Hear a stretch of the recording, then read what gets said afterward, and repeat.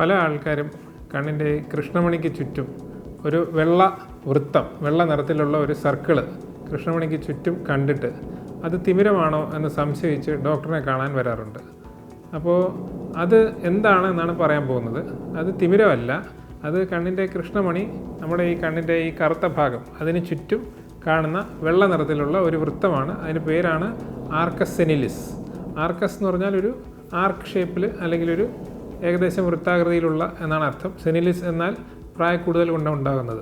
അപ്പോൾ ഇതിന് കാരണം നമ്മുടെ കൃഷ്ണമണി സാധാരണ ചില്ല് പോലെ സുതാര്യമായിട്ടുള്ള ഒരു ഭാഗമാണ്. അപ്പോൾ ഈ കൃഷ്ണമണിയിൽ കൊഴുപ്പ് അല്ലെങ്കിൽ ലിപ്പിഡ്സ്, നമ്മുടെ കൊളസ്ട്രോൾ എന്നൊക്കെ പറയില്ലേ, അതുപോലെയുള്ള ഈ കൊഴുപ്പ് പോലത്തെ അംശം ഡിപ്പോസിറ്റ് ചെയ്യുന്നത് കാരണം കൃഷ്ണമണിയുടെ ചുറ്റുപാടുമുള്ള ആ ഒരു ഭാഗത്ത് വെള്ള നിറത്തിലുള്ള ഒരു ആർക്ക് പോലെ, ഒരു ലൈൻ പോലെ അല്ലെങ്കിൽ ഒരു വൃത്തം പോലെ ഉണ്ടാകുന്നതിനാണ് നമ്മൾ ഈ ആർക്കസ് സെനിലിസ് എന്ന് പറയുന്നത്.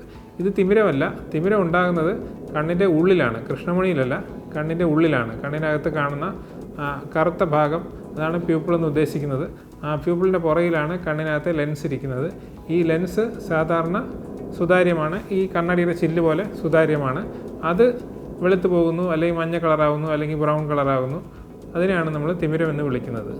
അപ്പോൾ ഈ ആർക്കസ് സെനിലിസ് കാണുകയാണെങ്കിൽ വളരെ പ്രായം കൂടിയ ആൾക്കാർ, 80 വയസ്സിന് മുകളിലുള്ള മിക്ക ആൾക്കാർക്കും ഇത് കാണും.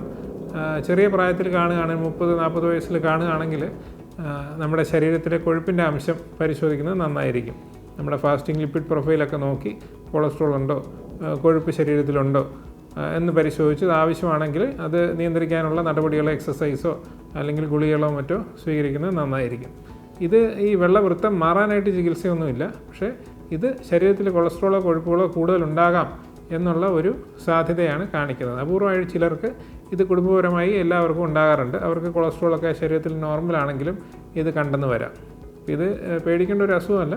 പക്ഷേ നമ്മൾ കൊഴുപ്പും കൊളസ്ട്രോളും റെഗുലറായി പരിശോധിച്ചിരിക്കണം.